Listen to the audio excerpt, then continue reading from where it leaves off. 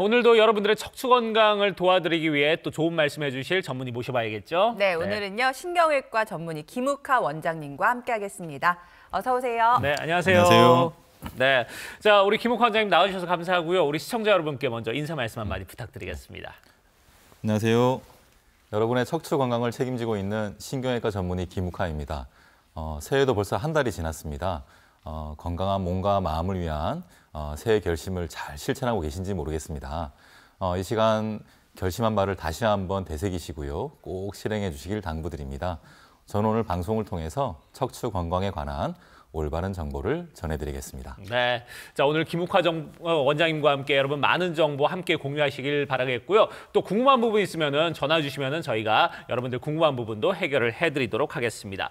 자 그러면 시청자 참여 방법부터 다시 한번 안내를 해드릴까요? 네, 오늘 미세먼지가 워낙 심하다 보니까 바깥이 뿌옇다 보니까 이 실내에서만 계시는 분들 많으실 텐데요. 이렇게 활동량이 줄다 보면은 척추는 퇴행할 수밖에 없고 또 기침이 잦아지다 보니까 디스크에 압력이 더 가해질 텐데요. 그런 분들은 오늘 저희와 함께 고민 나눠보시면 좋을 것 같습니다. 아래쪽에 나가고 있는 번호로 프로그램 문의해 주시면요. 오늘 김욱하 원장님과 직접 통화 나눠보실 수가 있습니다. 많은 참여 기다리고 있도록 하겠습니다. 네, 자 그러면 지금부터는 이제 김욱하 원장님하고 좀 얘기를 나눠볼 텐데 사실 이 허리 아프다고 허리 통증을 호소하시는 분들이 주변에 상당히 많은데 그 질환의 종류도 상당히 많은 걸로 알고 있거든요. 보통 대체적으로 좀 많은 분들이 통증을 호소하시는 이런 척추 질환들 어떤 것들이 있는지 소개를 해주시죠. 네, 대표적인 척추 질환은 화면에서 보시는 바와 같이 협착증과 디스크가 되겠습니다. 협착증은 화면에 보시면 이렇게 하얗게 신경 통로가 넓어야 되는데 이 통로가 좁아지면서 생기는 문제가 협착증이 되겠고요.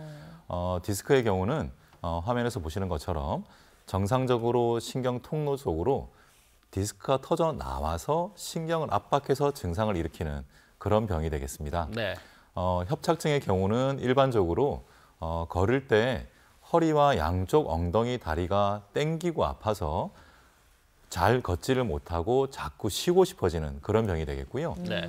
디스크의 경우에는 주로 한쪽 다리와 엉덩이가 아프게 되는데 서 있을 때 아픈 경우도 있고 심지어는 누워만 있어도 아픈 경우가 있습니다.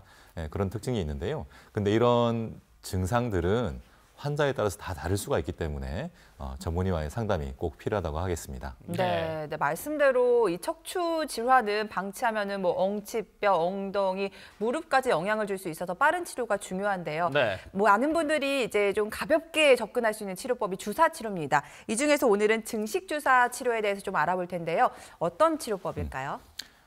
증식 주사 치료는 인대나 힘줄의 부분적인 손상이 불완전하게 치유되어서 네. 만성 통증이 발생하게 되는데 이를 치료하는 방법이 되겠습니다. 소량의 자극성 물질을 인대나 힘줄이 부착하는 부위에 주사를 하여서요. 염증을 유발을 하고 이를 치유하는 과정을 통해서 미약하고 느슨해진 인대나 힘줄을 보다 탄탄하게 강화시켜서 통증이 완화되는 그런 방법입니다. 대개 4주 간격으로 6회 내지 10회 정도를 치료하고 있습니다. 네. 자, 지금 뭐 4주 간격으로 이렇게 6회에서 뭐 10회 정도 이렇게 치료를 하는 치료 방법이라고 하니까 조금 우리 환자들 입장에서 아니면 불편하신 분들 입장에서는 부담이 좀 덜하지 않을까 하는 생각이 드는데 그러면 이 중식 주사 치료의 특징은 어떤 것들이 있을까요? 내 몸의 인대나 힘줄을 근본적으로 개선시켜서 척추의 안정성을 강화하고 이를 통해서 통증을 감소시키는 그런 방법이 주요한 특징이 되겠습니다. 네. 또한 시술 과정이 간단하고 시술 시간이 짧고요. 마취가 필요 없고 부작용이 비교적 적기 때문에 고령이나 혈압이나 당뇨 등의 만성 질환을 가진 환자들도 비교적 안전하게 치료받을 수 있다는 것이 또한 중요한 특징이 되겠습니다. 네, 여러 가지 장점들이 많은데 네. 제일 중요한 건 결과잖아요. 그렇죠. 이 치료를 받고 어떤 분들이 얼마나 좋아졌는지 궁금한데 처음 만나볼 사례는 다른 시술을 이미 많이 받아보신 분인 것 같아요. 네, 그렇습니다. 화면을 보시면 이분은 이제 66세 여자 환자분이신데요. 네. 수년째 걸을 때 허리가 무척 많이 아파지는 그런 증상을 가지고 계셨습니다. 일반적으로 이제 약물 치료, 물리 치료로는 증상이 호전되지 않아서 신경 차단도 많이 받아보셨고 또 특히나 신경 성형술 등의 시술도 여러 차례 받았지만 결국은 통증이 해결되지 않았던 분인데요.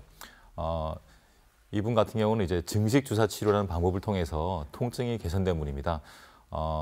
내 몸에 있는 인대나 힘줄을 근본적으로 개선시켜서 치료를 거듭하면서 증상이 점점점 개선되어서 현재는 걸으실 때 허리 통증이 거의 없이 일상적인 활동을 유지하고 있는 그런 분이 되겠습니다. 네. 제가 보니까 주변에 이제 젊은 분들 같은 경우는 특히나 이제 업무 과다로 인해서 이제 목 통증 호소하시는 그렇죠. 분들도 되게 많거든요. 이런 분들도 증식 주사 치료를 통해서 많이 좋아진 그런 예우들 좀 소개해 주시면 좋을 것 같아요. 네네. 그런 경우도 있는데요.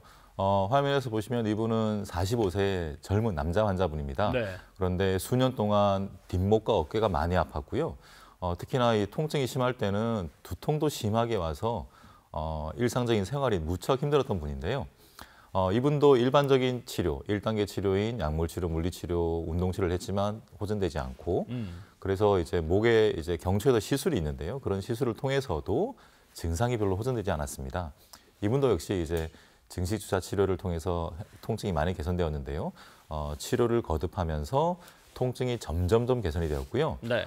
현재는 치료 전에 통증이 한 80~90% 정도 해결이 되어서 일상적인 활동을 잘 유지하고 계시는 그런 사례가 되겠습니다. 네. 사실 이제 목에 통증이 있으면 머리까지 아프기 때문에 그렇죠. 굉장히 고통스러운데 통증이 80~90%나 해소됐다니까 정말 다행이라는 생각이 드는데요. 다음 사례도 함께 보도록 하겠습니다. 어떤 네. 사례일까요? 화면을 보시면 이분도 이제 목이 안 좋으신 분이 되겠는데요. 60세 여자 환자분이고 4년 전부터 뒷목과 어깨가 무척 아팠던 분입니다.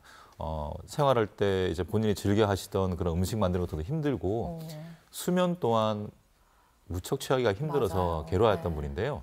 이분도 역시 일반적인 신경 차단술을 거듭했지만 증상이 호전되지 않아서 이제 힘들었던 분인데 증식 주사 치료를 2회, 3회에 거듭하면서 통증이 점점 많이 개선이 되었고요. 현재는 원래 하던 음식도 즐겁게 하시고 특히나 밤에 잠을 편안하게 주무실 수 있어서 무척 즐겁게 네. 생활을 하고 계신 그런 사례가 되겠습니다. 예. 그러니까 무엇보다도 어떤 생활의 질을 위해서는 우리가 잠을 좀 푹 자야 되는데 그러니까요. 그렇지 못한 분들 같은 경우는 어떻게 보면은 이런 치료를 통해서 많이 좋아지신 분들 상당히 좀 뭐랄까 좀 가벼워지지 않았나 이런 네. 생각이 듭니다. 자, 그리고 사실 뭐 이렇게 증상이 한 가지만 오는 게 아니라 복합적으로 오시는 분들도 있잖아요. 그런 분들도 좀 치료 사례 있으면 소개해 주시면 좋을 것 같아요. 네네네. 예. 이분의 경우는요, 73세 여자 환자분이 되겠고요. 척추의 전방전이증, 뼈가 좀 어긋나는 병과 함께 그에 따라서 협착증이 생겨서 허리 통증과 양쪽 엉덩이와 다리 통증이 있어서 걷는 게 이제 힘들었던 분인데요. 일반적인 이제 치료에는 반응을 안 해서 이제 증식 주사 치료를 받게 되었습니다. 치료가 거듭되면서 증상이 차츰차츰 개선이 되었고요.